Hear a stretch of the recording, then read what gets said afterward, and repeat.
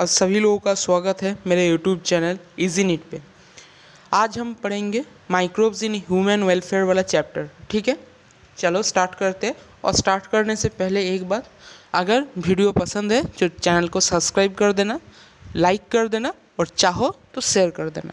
ठीक है, चलो स्टार्ट करते हैं।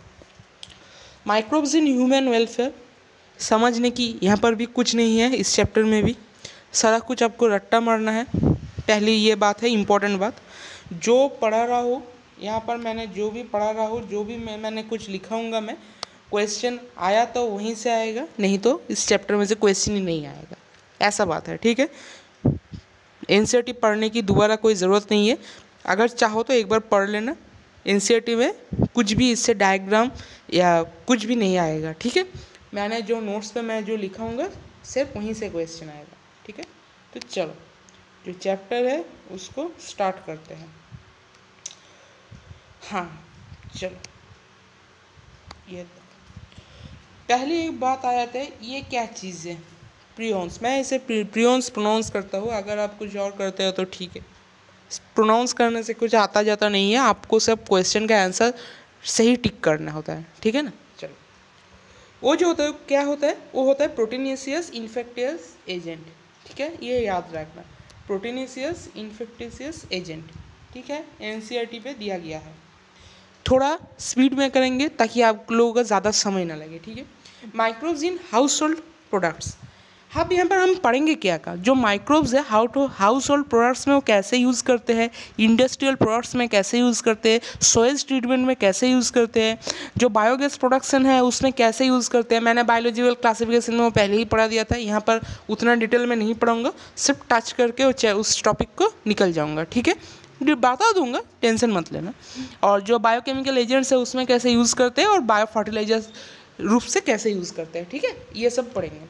तो सिर्फ एग्जांपल्स है, यहाँ पर एग्जांपल्स देख लो। जो कार्ड होता है आप तो जानते ही, मिल्क से बनता है, लैक्टोबैसिलस एसिड जो बनता है, लैक्टोबैसिलस को आप क्या कहते हैं, लैक्टिक एसिड बैक्टीरिया, उसका जो शॉर्ट फॉर्म है वो लैब है। ठीक है, ये देखो lab, lactic acid bacteria, lab for. ठीक है, और ये क्या करता है, ये जो लैक्टोबैसिलस है ये क्या करता है, जो मिल्क प्रोटीन जो है उसे पार्शियली डाइजेस्ट कर देता है। ठीक है, मिल्क प्रोटीन को पार्शियली डाइजेस्ट कर देता है और उसका जो न्यूट्रिशनल क्वालिटी है वो इंक्रीज़ करता है। क्या इंक्रीज़ करता है? Nutritional quality. और इसमें क्या होता है? Vitamin B12। ठीक है, ये याद रखना, इसमें होता है विटामिन B12। ये बहुत ही इंपॉर्टेंट क्वेश्चन है, बहुत बार आता है। और जो कार्ड होता है वो इंपॉर्टेंट रोल प्ले करता है, किसमें इंपॉर्टेंट रोल प्ले करता है? Checking disease causing microbes. हमारा जो गट होता है उसमें जो डिजीज़ कॉजिंग जो माइक्रोब्स होता है उसको चेक करता है। और आप पढ़ेंगे हमारा जो सिकम होता है, सिकम का जो हमारा वो जो वहाँ पर कुछ माइक्रो ऑर्गेनिज्म रहते हैं, तो वहाँ पर भी जो अगर वो माइक्रो ऑर्गेनिज्म नहीं रहे तो हमारा जो डिजीज़ होने का चांस है, यानी कि पेट खराब होने का जो डिजीज़ होने का जो चांस है बढ़ जाएगा। ठीक है, तो कार्ड खाना यानी कि दही खाना हमारे सेहत के लिए बहुत ही अच्छा है। ठीक है, चलो दूसरे पेज में चलते हैं। अब देखिए और क्या क्या करता है। जो कार्ड है हमारा वो इन कॉलम, ये देखो जी इन कॉलम है ना, ये स्मॉल अमाउंट जो होता है, यानी कि जो कार्ड हमारा बन गया उससे 1 चम्मच 2 चम्मच लेकर अगर फिर से हम फ्रेश मिल्क में उसे डाल दें और उसे ढक कर रख दें कुछ घंटे के लिए, तो फिर से वो दही जमना स्टार्ट हो जाएगा। जो स्मॉल अमाउंट ऑफ कार्ड हम लेते हैं प्रिपेयर्ड कार्ड से, उसे हम इन कॉलम कहते हैं। ठीक है, वो क्या होता है, वो फिर से दूध में उसे डाल देते हैं ताकि दही बन जाए। ठीक है, उसे हम इन कॉलम कहते हैं। देखा है ना अपने मम्मी को घर पर दही पतने के लिए, जब वो दही जब जमाते हैं तो उसे देखा तो ज़रूर होगा। चलो, अब जो डो होता है, डो हम किसे कहते हैं? रोटी, यानी जिसे हम चापाटी कहते हैं। चापाटी तो सबने ही खाया होगा, चापाटी बंगाली में उसे हम रोटी कहते हैं, चापाटी तो खाया होगा सबने। तो चापाटी जब जो हमारा जो व्हीट होता है उसे जब हम क्या करते हैं, जब वाटर के साथ उसको हम मिक्स करते हैं तो जो एक जो आता है हमारे पास उसे हम डो कहते हैं। ठीक है, पता है ये सारा चीज़, ये कुकिंग का प्रोसेस है, हमको पता नहीं भी होगा तो चलेगा। ठीक है, तो ये जो होते हैं ना, जो डो होते हैं जिससे हम जो डोसा है, इडली है, जो हम बनाते हैं वो हम क्या करते हैं, फर्मेंटेड करते हैं, ठीक है। ये जो डोसा इडली है ना, उसे हम फर्मेंटेड करते हैं। ये जो वर्ड है इसे बहुत अच्छे से याद रखना, फर्मेंटेड, यही से डायरेक्ट क्वेश्चन आ जाएगा। जहाँ पर भी क्वेश्चन आंसर में या ऑप्शंस में हमको फर्मेंटेड दिखे, वहीं पर टिक कर देना। इस चैप्टर में हर जगह फर्मेंटेड होता है, ठीक है, याद रखना, हर जगह फर्मेंटेड होता है। और जो बैक्टीरिया होते हैं, जो पफ जो अपीयरेंस होता है, यानी कि सॉफ्ट को जब हमें लगता है ना, ये इतना क्यों ये फ्लफी है, ये जो हमारा जो पफ्ड अपीयरेंस होता है वो क्यों आता है, वो CO2 गैस प्रोडक्शन के वजह से, ठीक है। याद रखना CO2 गैस प्रोडक्शन के बारे में, CO2 गैस प्रोडक्शन की वजह से, ठीक है, याद रखना।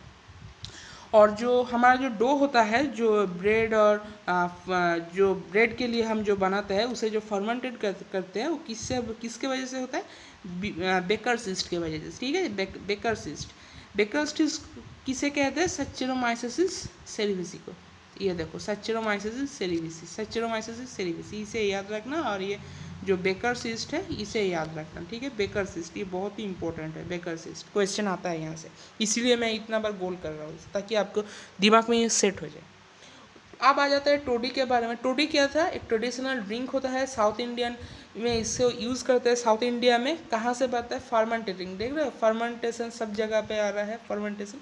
सैप ऑफ प्लम जो ट्री होता है ना, हमारा जो प्लम ट्री होता है, उसका जो सैप होता है, उस सैप को फर्मेंट करके टोडी बनाया जाता है। ये एक ट्रेडिशनल ड्रिंक होता है, साउथ इंडियन में इसे खाते हैं, ठीक है। चलो आप आ जाते हैं स्विस चीज़ के बारे में। ये जो स्विस चीज़ है, स्विस चीज़ क्या है, ये आता है प्रोपियोनोबैक्टीरियम से, ये एक फंगी होता है, ठीक है। इस चैप्टर में ये सारा कुछ ध्यान रखना पड़ता है, कौन सा फंगी है, कौन सा बैक्टीरिया है। मैं आपको बता दूंगा कहाँ से क्वेश्चन आया था। आप ऐसे नॉर्मली अभी याद रखो, यहाँ पर जो सारा कुछ पढ़ाया जाएगा सारा फंगी होगा, ठीक है। कुछ जगह पे बैक्टीरिया होगा, फंगी होगा, कन्फ्यूजन होगा, उस जगह पे मैं आपको बता दूंगा, नहीं तो सारा जगह पे जो भी है सब फंगी है, ठीक है। ऐसे याद रखो, चीज़ के बारे में जो भी आएगा सारा कुछ फंगी होगा, ठीक है, सारा कुछ फंगी। और ये आता है प्रोपियोनोबैक्टीरियम से। VVI क्वेश्चन है, मैं यहाँ पर VVI लिख भी दे रहा हूँ, ठीक है। ये जो क्वेश्चन है VVI क्वेश्चन है। चलो आ जाता है, ये जो लार्ज होल्स होते हैं, जो स्पोर्स होते हैं ना, जो हम उसमें जो आप होल्स देख पाएंगे, चीज़ अगर आपने कभी देखे हो तो देख पाएंगे कि उसमें थोड़ा सा होल्स होते हैं, तो वो क्यों होता है, CO2 गैस प्रोडक्शन के बारे में। CO2 गैस प्रोड्यूस होता है और वो निकलता है चीज़ से, इसीलिए वहाँ पर जो होल्स अपीयर होते हैं, ठीक है। और जो डिफरेंट वेराइटीज़, ये बहुत ही इंपॉर्टेंट है, स्टेटमेंट है, स्टेटमेंट बेस्ड क्वेश्चन में आ सकता है, ट्रू फॉल्स में। जो जो डिफरेंट वेराइटीज़ ऑफ चीज़ होता है, वो किससे हम पता करते हैं, किससे वो पता करते हैं, there characteristic feature, bye there characteristic feature. ये तो थोड़ा सा मुझे गलत लग रहा है, यहाँ पर मुझे थोड़ा सा गलत महसूस हो रहा है। ओ ये नहीं, ये तो टेक्सचर है, तब बोलूँ मैं जे ये गलत क्यों लग रहा है, ये टेक्सचर है, मैंने गलत पढ़ा है, गलत लिखा नहीं है, मैंने गलत पढ़ा है। बाय देयर कैरेक्टरिस्टिक टेक्सचर, जो टेक्सचर होता है ना, कितना स्मूथ है, रफ है या कुद है, उसे हम टेक्सचर कहते हैं। उससे हम पता लगाते हैं कि ये कौन सा चीज़ है या दोनों चीज़ में डिफरेंस है, ठीक है, ऐसे हम पता लगाते हैं, उसे हम कैरेक्टरिस्टिक्स टेक्सचर कहते हैं। कैरेक्टरिस्टिक टेक्सचर ये इंपॉर्टेंट है, इसे याद रखना, ठीक है। अब आ जाते हैं माइक्रोब्स इन इंडस्ट्रियल प्रोडक्ट्स के बारे में। इंडस्ट्रियल में इसे कैसे यूज़ करते हैं, फार्मेंटेड बेवरेजेस जो है इथानॉल प्रोड्यूस, माने कि जिससे हम आप बियर कहते हैं, कह लो राम कह लो, या कुछ भी और जो सारा कुछ जो है, वाइन कह लो, सारा कुछ में, ठीक है। तो ये भी फर्मेंटेशन के वजह से होता है। फर्मेंटेशन क्या करते हैं, मॉल्टेड जो, रुको थोड़ा मैं थक गया, जो मॉल्टेड जो सीरियल्स होता है एंड फ्रूट जूस होता है, फ्रूट जूस को हम फर्मेंट करके जो है सेच्चेरोमाइसिस सेरेविसी, यहाँ पर भी जो बेकर्स यीस्ट है उसको हम यूज़ करते हैं, उसके द्वारा फ्रूट जूस को फर्मेंट करके हम इथानॉल प्रोड्यूस करते हैं। इथानॉल दो तरह के होते हैं, विदाउट डिस्टिलेशन, विथ डिस्टिलेशन, ठीक है, यानी कि डिस्टिलेशन के बावजूद और डिस्टिलेशन के द्वारा, ठीक है। डिस्टिलेशन के विदाउट डिस्टिलेशन जो होता है उसका एग्जांपल सिर्फ आपको याद रखना है, वाइन एंड बियर होता है। बहुत ही इंपॉर्टेंट क्वेश्चन है, क्वेश्चन यहाँ से प्रीवियस ईयर में आया भी है, ठीक है, याद रखना। विदाउट डिस्टिलेशन का सिर्फ दो ही एग्जाम्पल है वाइन एंड बियर, ये याद रखना, डिस्टिलेशन का एग्जाम्पल याद रखने की ज़रूरत नहीं है। वाइन और बियर के अलावा जितना भी एग्जाम्पल है सारा कुछ डिस्टिलेशन के अंदर आएगा, ठीक है। अब आ जाते हैं एंटीबायोटिक्स के बारे में। एंटी एक ग्रीक वर्ड है, इसका मीन्स होता है एगेंस्ट, और बायो का तो आप जानते ही इसका मीनिंग होता है लाइफ, ठीक है जी। ठीक है, बैक्टीरिया के लिए जो ये होता है, बैक्टीरिया के लिए एंटीबायोटिक का मीन्स होता है एगेंस्ट लाइफ, यानी कि लाइफ के विपक्ष, समझ गए ना, लाइफ के विपक्ष। और जो ह्यूमन होता है उसके लिए जो मीनिंग होता है उसका ये मीनिंग होता है प्रो लाइफ, यानी कि लाइफ के पक्ष में जो होता है, ठीक है। सही बात है, अगर बैक्टीरिया अगर हम में घुस जाए तो हम एंटीबायोटिक्स लेते हैं, उससे बैक्टीरिया का जो बैक्टीरिया जो होता है वो तो मर जाता है, लेकिन हम तो जिंदा रहते हैं ना, और हमारा हेल्प होता है, तो हमारे लिए वो प्रो लाइफ है, बैक्टीरिया के लिए वो एगेंस्ट लाइफ है, समझ गए। चलो और आते हैं नेक्स्ट पेज पे। नेक्स्ट पेज पे जो है एंटीबायोटिक के बारे में कुछ लिखा हुआ है, जो इतना कुछ जो यहाँ पर जो लिखा हुआ है सारा कुछ आप पढ़ लेना, मैं यहाँ पर ये सारा कुछ नहीं पढ़ूंगा, ठीक है, मैं सिर्फ आपको समझा दूंगा। यहाँ से सिर्फ आपको याद जो रखना है ये है स्टेफिलोकोकस जो है कोक्काई बैक्टीरिया है, इसे आपको याद रखना है, ये स्टेफिलोकोक्काई बैक्टीरिया, ठीक है, सिर्फ ये मैं आपको बताता हूँ, पहले सुन लो। ये जो फास्ट एंटीबायोटिक जो था ना, फास्ट एंटीबायोटिक ये पहले डिस्कवर जो एंटीबायोटिक था वो था पेनिसिलिन जिसे हम कहते हैं, ठीक है, वो था पेनिसिलिन। और ये डिस्कवर किसने किया था? ये डिस्कवर किया था अलेक्जेंडर फ्लेमिंग साहब ने। अलेक्जेंडर फ्लेमिंग ने फर्स्ट जो डिस्कवर एंटीबायोटिक्स था वो था पेनिसिलिन, और उसको डिस्कवर किया था अलेक्जेंडर फ्लेमिंग साहब ने फर्स्ट, समझ गए। चलो ये देखो एक बात और ये जो है ना, ये चांस डिस्कवरी है। जो पहले एंटीबायोटिक जो डिस्कवर हुआ था वो था चांस डिस्कवरी, ठीक है, वो है एक चांस डिस्कवरी, यानी कि उसके लिए जो है अलेक्जेंडर फ्लेमिंग साहब काम नहीं कर रहे थे, लेकिन कोई और टॉपिक पर काम कर रहे थे, लेकिन काम करते करते ये जो है ये डिस्कवर हो गया गलती से, ठीक है, इसीलिए इसे हम चांस डिस्कवरी कहते हैं। अब क्या है, जो हमारे अलेक्जेंडर फ्लेमिंग साहब है वो स्टेफिलोकोक्काई बैक्टीरिया को उन्होंने एक बार ऑब्जर्व किया था। उन्होंने जो वो बैक्टीरिया था स्टेफिलोकोक्काई वो ग्रो कर रहा था अनवॉश्ड। उन्होंने कुछ एक्सपेरिमेंट किया था, और कोई एक प्लेट था उसे अनवॉश करके ही उन्होंने गलती से रखकर वो घर चले गए, ठीक है। तो उन्होंने जब सुबह आया तो उन्होंने देखा जो स्टेफिलोकोक्काई था वो ग्रो कर रहा था, ठीक है, लेकिन जो स्टेफिलोकोक्काई था ना वो उस अनवॉश्ड जो प्लेट उन्होंने गलती से रखकर चले गए थे उन्होंने उस पर ग्रो नहीं कर पा रहा है। तो उन्होंने ये देखा कि उसमें केमिकल प्रोड्यूस हो रहा है माउल्ट का, जिसके वजह से जो स्टेफिलोकोक्काई है वो उस प्लेट में ग्रो नहीं कर पा रहा है, और उन्होंने उसका नाम दिया पेनिसिलिन, ठीक है। और वो जो पेनिसिलिन जो बाद में जो हम जो यह करते हैं मैंने एक्सक्रीट करते हैं उसको हम कहते हैं पेनिसिलियम नोटेटम, और उसको हम पेनिसिलिन कहते हैं, ठीक है। वो उस माउल्ट का नाम दिया गया था पेनिसिलियम नोटेटम, और उस केमिकल का नाम दिया गया था पेनिसिलिन, समझ गए। यहीं पर जो सारा कुछ है ये हिस्ट्री यहीं पर लिखा है, ठीक है, ये जो हिस्ट्री है ये सारा कुछ यहीं पर लिखा है, आप लोग पढ़ लेना।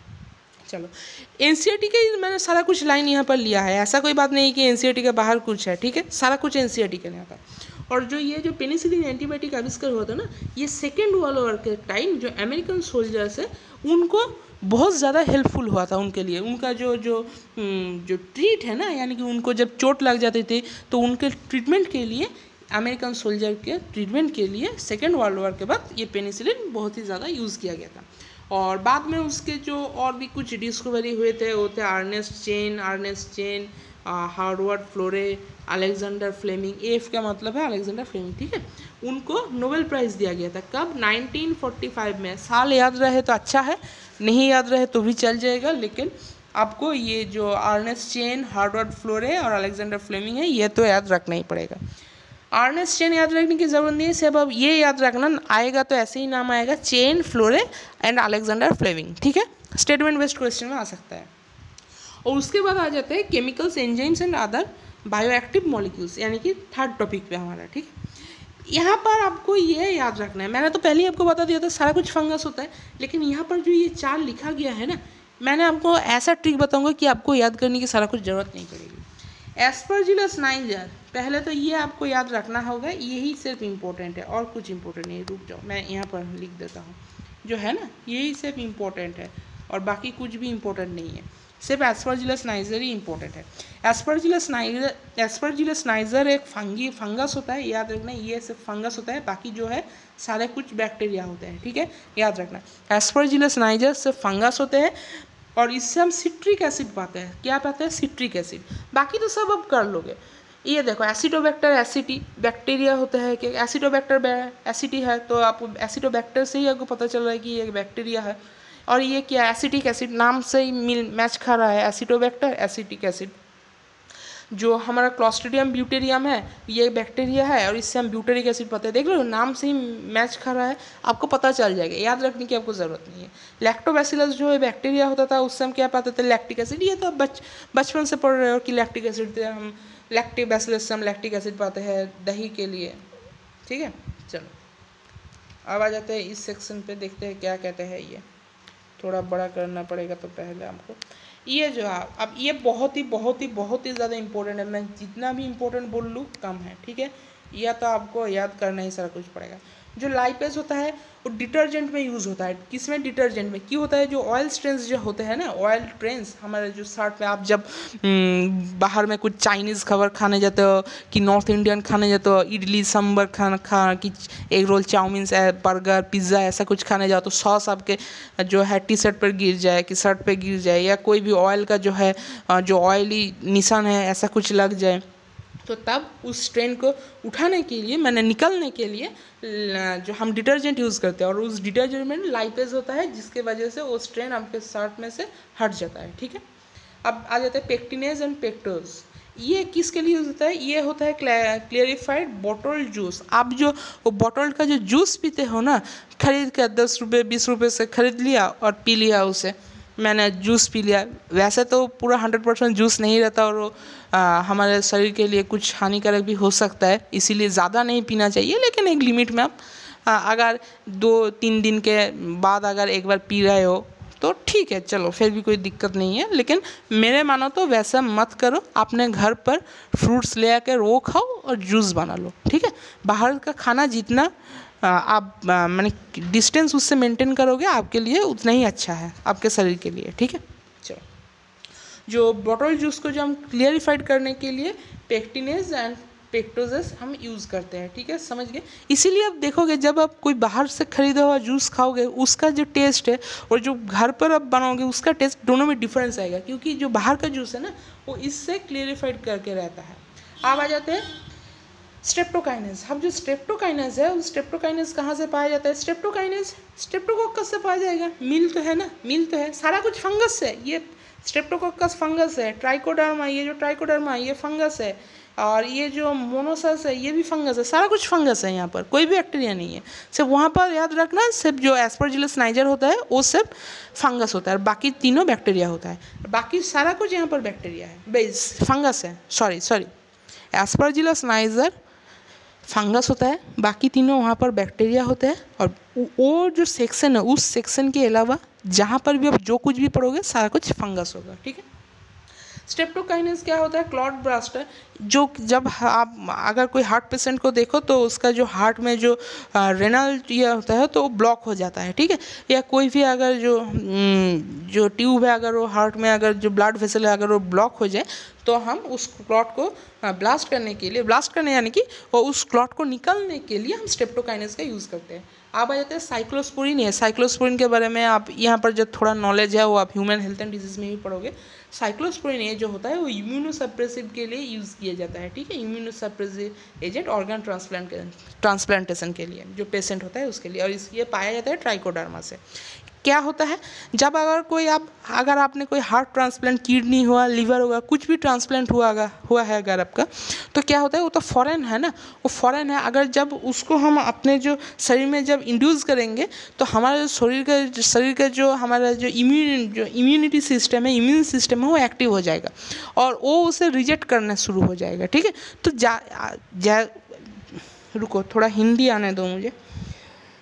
उसका रिजेक्शन को रोकने के लिए, ताकि अगर हमारा जो इम्यून सिस्टम है उसे उस चीज़ को रिजेक्ट ना कर दे, इसके लिए उसको सप्रेस किया जाता है, यानी कि इम्यून सिस्टम को सप्रेस किया जाता है। कुछ दिनों तक ऐसा करने से क्या होता है, जो हमारा इम्यून सिस्टम है वो जो है उसके साथ खुद को ढाल लेता है माने कि उसके अलावा खुद, यानी कि उसके साथ खुद को चेंज कर लेता है थोड़ा सा, यानी खा लो ये मान लो कि उसके साथ वो मैच कर जाता है, ठीक है, मैच कर जाता है, जिसके उसका जो रिजेक्शन होने का जो चांस है वो कम हो जाता है बहुत ही ज़्यादा, ठीक है।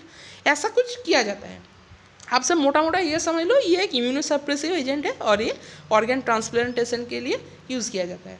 अब आ जाते हैं स्टेनिन के बारे में। ये स्टेनिन क्या था, स्टेनिन यूज़ होता है cholesterol lower, blood cholesterol lowering agent के लिए। अगर आपके ब्लड में अगर कोलेस्ट्रॉल लेवल बहुत ही ज़्यादा हाई हो गया है तो उसको कम करने के लिए स्टेनिन यूज़ किया जाता है और ये पाया जाता है मोनासस में, ठीक है। सिर्फ इसका जो मोनासस का जो ये तो जीनस स्पीसीज भी लिखा गया है, अगर आएगा तो सिर्फ ये छोटा सा ही आएगा, ठीक है, पूरा नहीं आएगा। पूरा आएगा भी तो भी कोई चिंता करने की बात नहीं है, मोनासस तब देख के ही पहचान जाओगे, ठीक है। चलो यहाँ पर क्या है देखते हैं, इसको थोड़ा सा बड़ा करते हैं पहले। टारगेट है आधा घंटा में ख़त्म कर देना, 20 मिनट हो गया, हो जाएगा आधा घंटा में। Microbes in soil treatment. Soil treatment में माइक्रोब्स को हम कैसे यूज़ करते हैं, ये देखो दो प्रकार के होते हैं, एक होता है प्राइमरी और दो होता है सेकेंडरी। नहीं सेकेंडरी तो ये नहीं है, रुको चलो सेकेंडरी है। प्राइमरी के अंदर क्या आता है, फिल्ट्रेशन आता है, सेडिमेंटेशन आता है। और प्राइमरी को हम क्या कहते हैं, फिजिकल ट्रीटमेंट कहते हैं। सेकेंडरी को क्या कहते हैं, बायोलॉजिकल ट्रीटमेंट कहते हैं, ठीक है।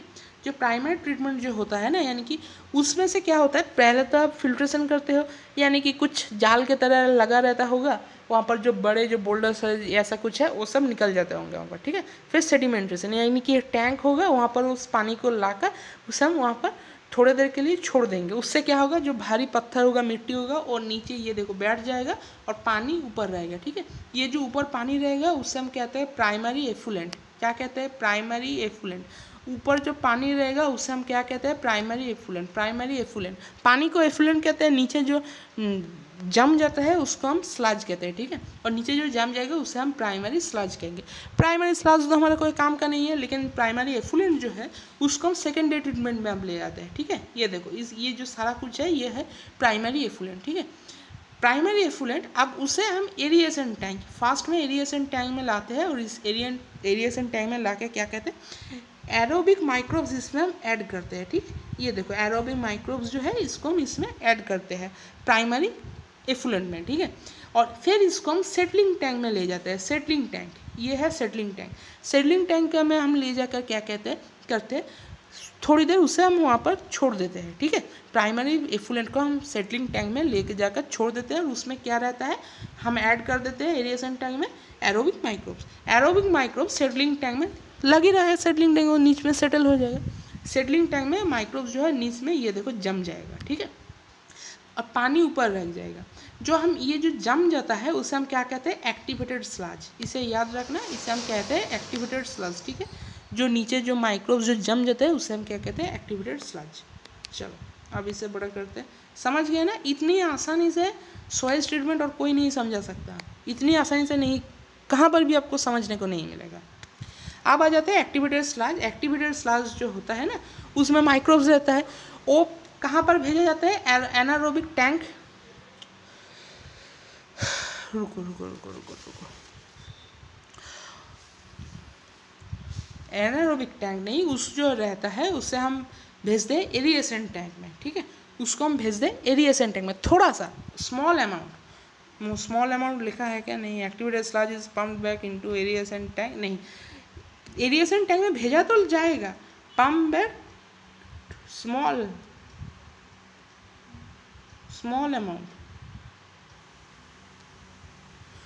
अमाउंट में भेजा जाएगा एरिएशन टैंक में। कैसे, इनकुलम की तरह, जैसे कार्ड को हम थोड़ा सा दही में, दूध में डाल देते ताकि फिर से वो दूध दही में कन्वर्ट हो जाए, वैसे ही वो माइक्रोब्स को फिर से हम एरिएशन टैंक में ले जाकर थोड़ा सा डाल देते हैं, ताकि वहाँ पर भी फिर माइक्रोब्स ग्रो करने लगे। एरोबिक माइक्रोब्स होते हैं वो, ठीक है।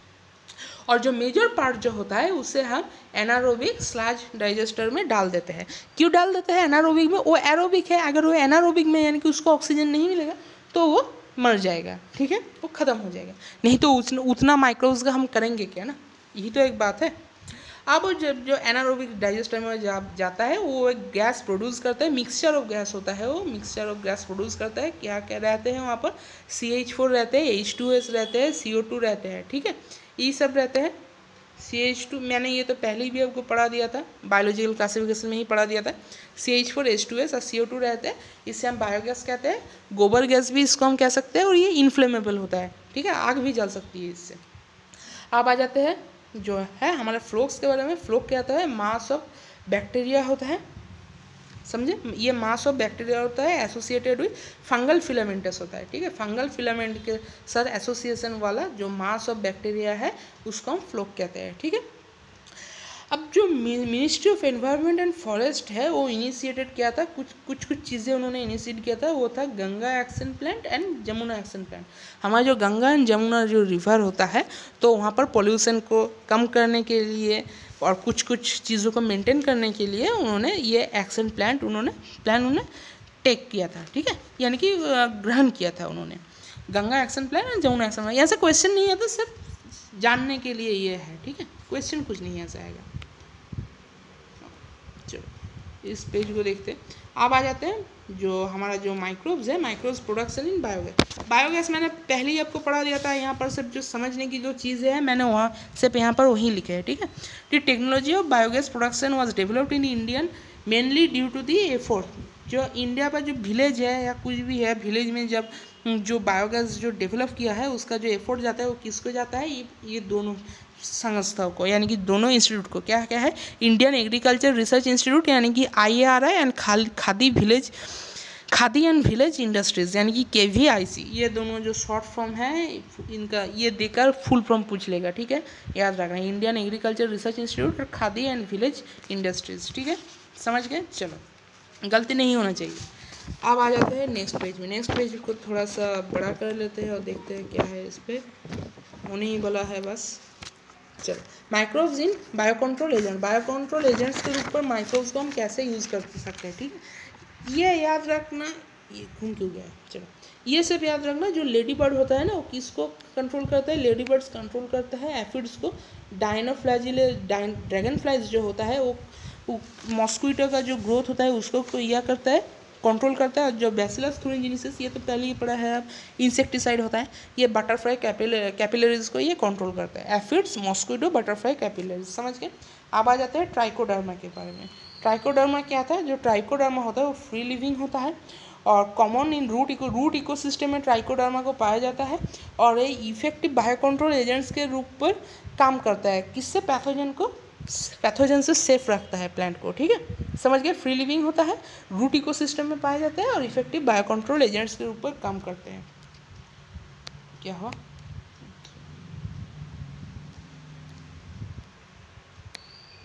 अब आ जाते हैं वैकुलो वायरस के बारे में। वैकुलो वायरस में क्या था देख ले, तो यहाँ से क्वेश्चन आता है, ये VVI टॉपिक है, ठीक है, VVI मैं इंपॉर्टेंट कर देता हूँ, वेरी इंपॉर्टेंट टॉपिक है ये।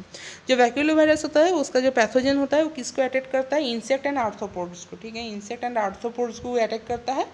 और उसमें एक जीन होता है, ये इतना बड़ा उसका नाम है, मैं इसको प्रोनाउंस भी नहीं शायद कर पाऊँगा तो मैं ये छोड़ रहा हूँ, ठीक है, आप प्रोनाउंस कर लेना इसका क्या होगा।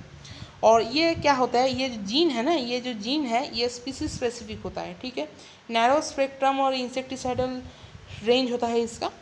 क्यों होता है स्पीसीज स्पेसिफिक, जिसको ये मारने के लिए डेवलप किया जाएगा सिर्फ उसको ही ये किल करेगा, दूसरा किसी को भी ये किल नहीं करेगा। अगर हम मान लो कि अगर फ्लाइज को ये किल करने के लिए बना है तो सिर्फ फ्लाइज को ही किल करेगा, मॉस्क्वीटो हो गया, एफिड्स हो गया, बटरफ्लाई हो गया, और किसी को ये किल हानि नहीं पहुँचाएगा, ठीक है। और नो नेगेटिव इम्पैक्ट होता है नॉन टारगेट, मैं तो बता दिया नॉन टारगेट के इंसेक्ट के ऊपर इसका कोई इम्पैक्ट नहीं होता। अब माइक्रोज इन बायोफर्टिलाइजर के रूप पर हम माइक्रोब्स को कैसे यूज़ करेंगे, ठीक है, देख लो कैसे करेंगे। जो ऑर्गेनिक फार्मिंग है वो जो होता है वो क्या हेल्प करता है, हमारा ऑर्गेनिक फार्मिंग होता है न्यूट्रिएंट क्वालिटी सॉइल का वो इंक्रीज़ करता है, ठीक है, न्यूट्रिएंट क्वालिटी इंक्रीज़ करता है। अब उसके बाद आ जाए nodule. The nodules of the root of leguminous plants form the symbiotic association with rhizobium. हमारा जो डाल जाती है यानी कि जो सोयाबीन जो होता है ना, सोयाबीन होता है, अरहर होता है, मूंग होता है, जो डाल जातीय जो प्लांट्स होता है उसका जो रूट होता है उससे सिम्बायोटिक एसोसिएशन करता है। और लेगुमिनस प्लांट होता है वो नोड्यूल फॉर्म करता है, ठीक है। और उसको क्या किसके साथ, राइजोबियम के साथ। ये एक है राइजोबियम, उसे क्या करता है, ड्रास्टिक कंडीशन से उसे बचा के रखता है, प्लांट को मोर टॉलरेंस देता है उसे, और जो क्या है रेजिस्ट करता है, और नाइट्रोजन तो देता ही, वो तो मेन फंक्शन ही है उसका, ठीक है। नोडुल को जब आप काटोगे तो थोड़ा सा पिंक कलर का दिखेगा, क्यों दिखेगा, वो दिखेगा लेग हीमोग्लोबिन के वजह से, ठीक है।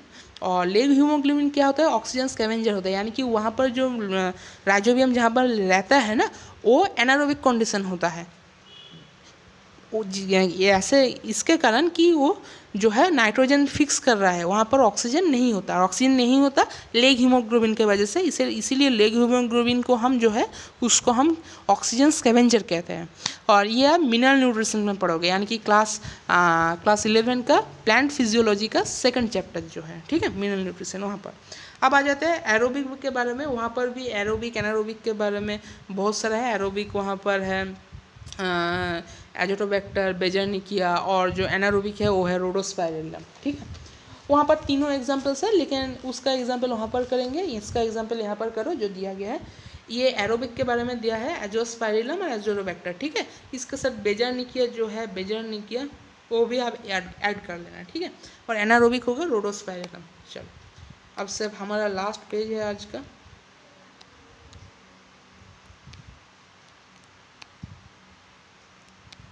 चलो अब जो many members of the genus होता है, ग्लोम्स होता है, वो क्या कहते हैं, माइक्रोराइजा। माइक्रोराइजा तो आप पहले ही पढ़ चुके हो बायोलॉजिकल क्लासिफिकेशन में, माइक्रोराइजा क्या होता है क्या नहीं होता, पढ़ चुके हो ना आप सभी लोग, पहले ही पढ़ चुके हो। और वो क्या किसको एब्जॉर्ब करने में हेल्प करता है, फॉस्फोरस को एब्जॉर्ब करने में वो हेल्प करता है, ठीक है। फॉस्फोरस एब्जॉर्ब करके प्लांट को देता है।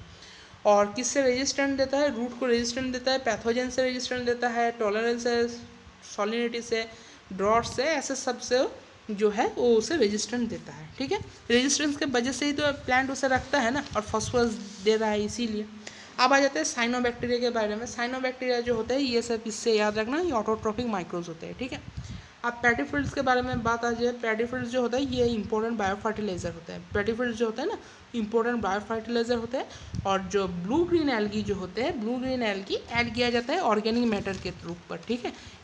ऑर्गेनिक मैटर के तौर पर उसे हम ऐड करते हैं सॉइल में, ताकि जो सॉइल का जो फर्टिलिटी हो वो इंक्रीज हो जाए, ठीक है, for increasing soil fertility. Soil fertility के इंक्रीज करने के वजह से हम जो है ब्लू ग्रीन एल्गी को पेडिफिल्ड में यूज़ करते हैं।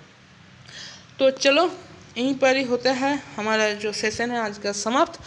30 मिनट्स में कंप्लीट करने का टारगेट था, 32 मिनट्स हो गया। 2-4 बातें और भी करने हैं आपसे। कल से हमारा एक जो है वो ब्रॉडकास्ट का सेशन जो है वो भी मैंने लॉन्च किया है। उसमें क्या होगा, आप सिर्फ अपने हेडफोन लगा के, कान में ईयरप्लग लगा के, या कोई भी टाइम पर जब भी आप खाली बैठे हो अपने घर पे, उसको सुनना। उससे क्या होगा, आपको जो सारा चीज़ें हैं ना वो रिमाइंड होना शुरू हो जाएगा। आपको बार बार नोट्स पढ़ने की ज़रूरत नहीं है। मैं 30 मिनट्स के अंदर 2 चैप्टर मैं करवा देने की कोशिश करूँगा हर दिन, ठीक है।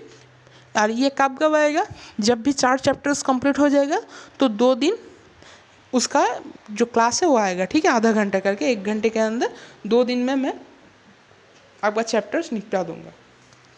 उससे क्या होगा, जब आप नीट के आगे जब आप रिवाइज करेंगे तो उसे सुन लोगे तो काम हो जाएगा आपका। आपको फिर से सब कुछ पढ़ने की ज़रूरत नहीं पड़ेगी, सारा टॉपिक वहाँ पर कवर्ड है टोटली। सिर्फ टाइम कम है क्योंकि मैंने कुछ भी समझाया नहीं, लिखाया नहीं, सिर्फ मैंने बोला है मुंह पे, ठीक है। चलो क्लास को अच्छे से देखना। कल इसका प्रैक्टिस सेशन आएगा और परसों इसका PY की सेशन आएगा, ठीक है। चलो दोस्तों, आज के लिए बस इतना ही, यहीं पर समाप्त करते हैं आज का क्लास। तब तक के लिए स्वस्थ रहिए, पढ़ते रहिए। अलविदा मेरे दोस्तों, और चैनल को सब्सक्राइब कर देना, लाइक कर देना।